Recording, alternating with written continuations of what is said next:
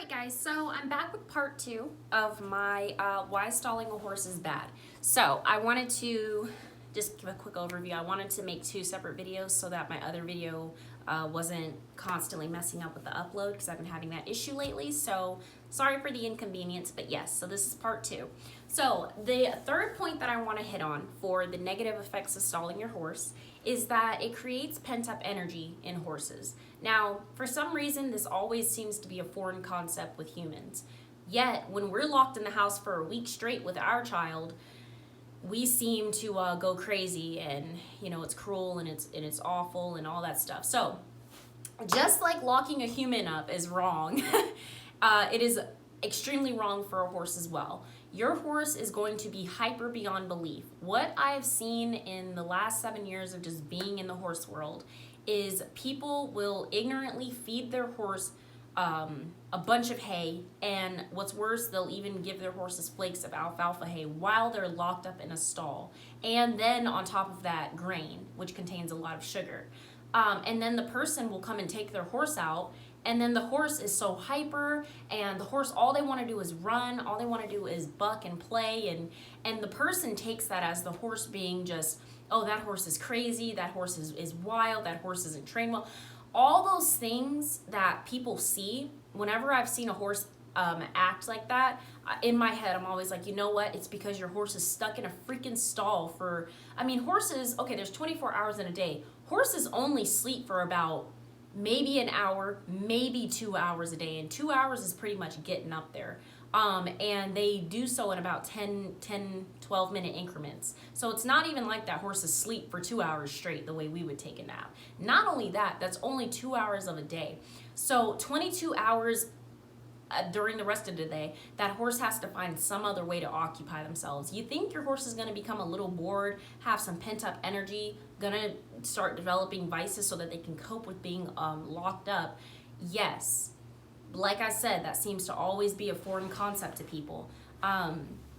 But anyway, so if you're having, if you do stall your horse and you notice that your horse is just hyper beyond belief, understand that it is 100% your fault, because you are creating an environment for a horse that is not healthy to their physical or well-being. And then another terrible thing that happens is a lot of horses, after they get out of their stall, they become lame once maybe they're being ridden or they're jumping or whatever the case, whatever you're doing with your horse. I've seen a lot of horses have different types of injuries, leg injuries, just because they're locked up for hours of the day. You're only gonna probably come see, I don't really know many people that come see goes to the barn to see their horses and stay for 8 hours. Even then, that's only 24 minus 8. Hey, I flunked out of college. I'm not the best at math. You're not even with your horse for half of the day. Your horse has to find some way to compensate for the time that they're not taken out. So, like I said, they're really just what people consider bad behavior in horses. Really, your horse having behavioral issues because they have so much pent-up energy. And like I said, humans, we are just so selfish sometimes, and we want to take our horse out and we want to do X, Y, and Z with them, and the horse just, they just don't respond well because they just have all that pent-up energy, along with probably all of the hot feed that people have been feeding them all day. And like I said, I've seen this over and over and over. The best place for your horse to be is out in a larger paddock with another horse, out in pasture with a herd, because horses can run and they can play. And even if they're not running and playing, they're constantly moving throughout the day. And what's important with that is your horse, in a sense, is its body is staying warmed up. So then when I go out to pasture to grab my horse so I can take it for a ride or whatnot, I don't need to worry about my horse having some kind of injury. My horse has been moving all day. They've been running around with their horsey friends, playing, having stimulation, and all of that is good. My horse probably will be more apt to enjoy the time they're spending with me. So all of those things goes into, just why stalling your horse is bad. It's detrimental to their health. My fourth reason pretty much goes along with the third. It's that your horse can't move adequately. They can't stretch their legs. Again, when you see horses in pasture, even horses that are in a paddock, horses that are kept together, they're moving each other, they're being pushed, they're pushing each other, they're practicing dominating each other, stuff like that. and they're getting that physical stimulation and that mental stimulation. And I know I keep using the same words over and over, but those are the words that I want to stick with you guys through these series of videos. I want you to understand that your horse needs stimulation, and that stimulation should not come from throwing hay, an abundance of hay in their stall and just letting them eat all day. That stimulation shouldn't come from bringing them out of their stall twice a day. That stimulation shouldn't come from getting them out of their stall and brushing them and then lunging them in a circle for 20 minutes and then putting them back in their stall because you think you've gotten out all of their pent up energy. That should not be their stimulation. Your horse's stimulation should be other horses, should be being able to interact with them, and really just to be a horse. So again, your horse needs to be able to move throughout the day. I keep using the analogy. Imagine if somebody locked you in a room. How cruel is that? Somebody locked you in a room and you have to wait every single day until the random time that person decides to come and take you out of that room. When they take you out of that room, they do whatever they want to you. You have to comply with everything they say, everything they do, and then they put you back in that room and feed you. And then, but the difference between humans and horses is that at least most of that time we'll probably fall asleep out of boredom. Horses, their sleep cycles don't work the same way we do. So, like I said, your horse only go to sleep for about a max of 1.5 to 2 hours a day in 10-minute increments. So that, again, just consider that and understand that.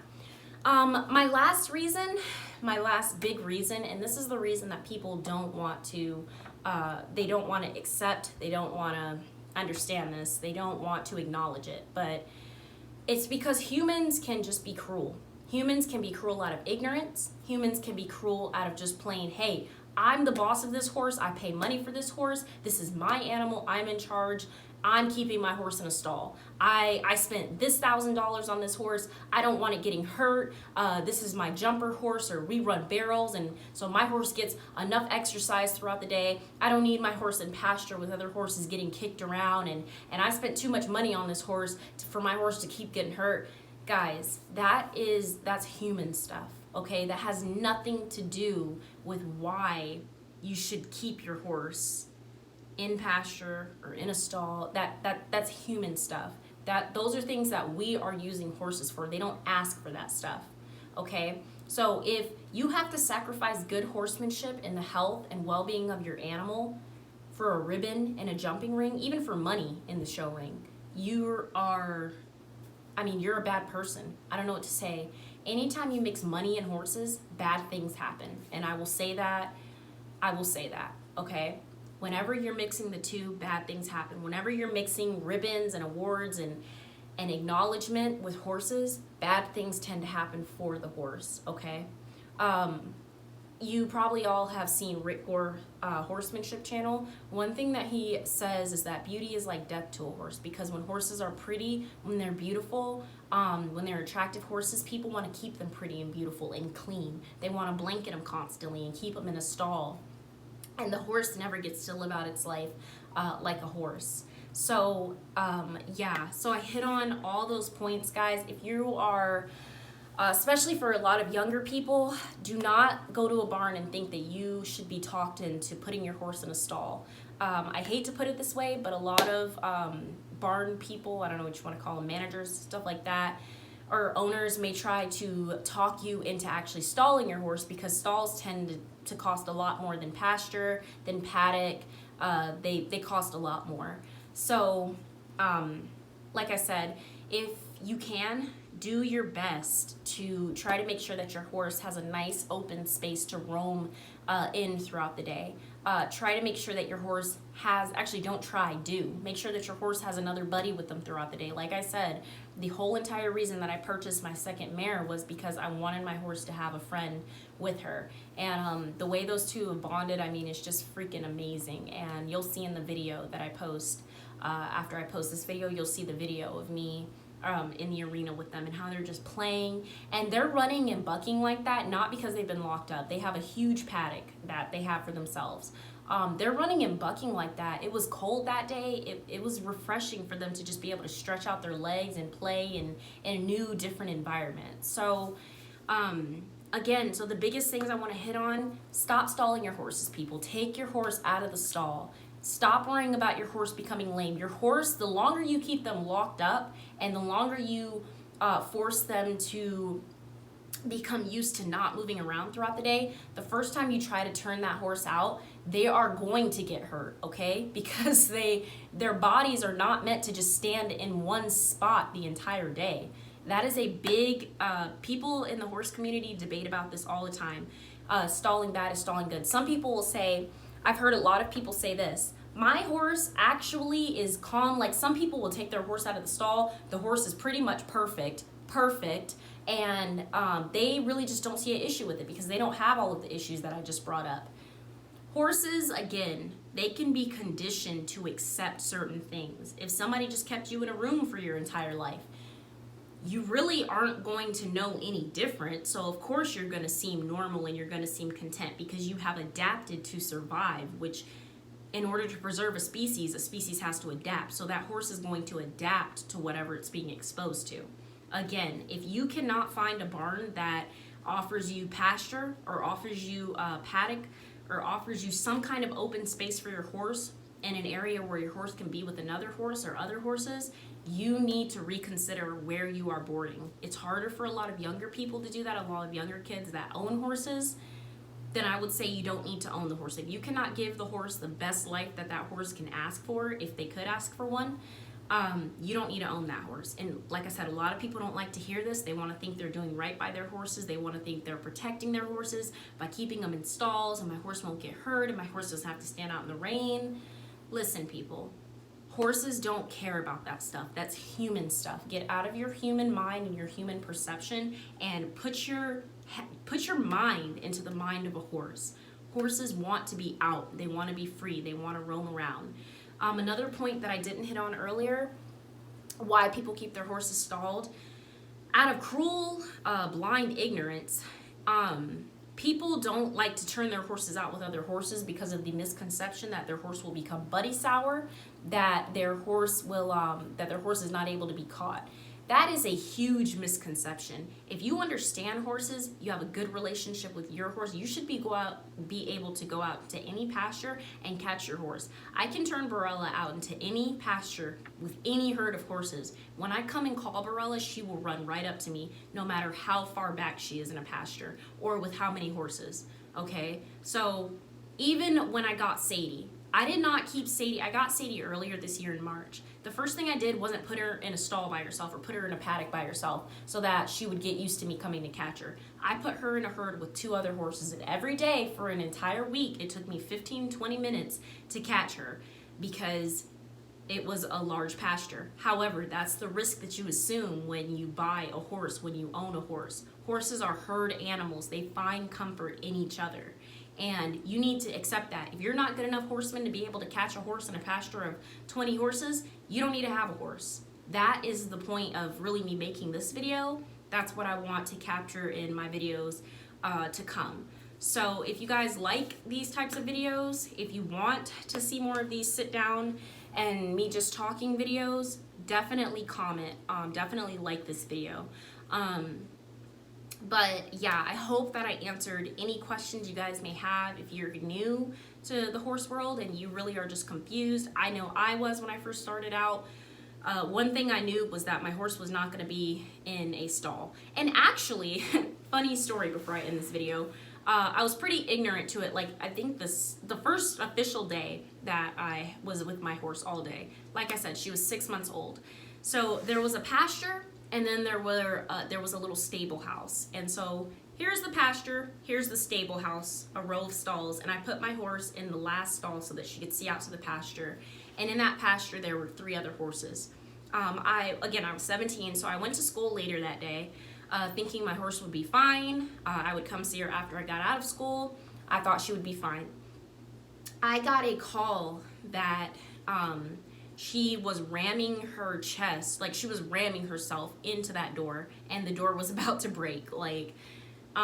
So I rushed over there, and sure enough, she was ramming her body into that stall. I had created so much anxiety in my freaking baby horse who was so new to the world, 6 months old. I had created so much anxiety that she had to look out in a pasture of other horses running and interacting with each other. She had to look out and see that, and she was freaking scared to death.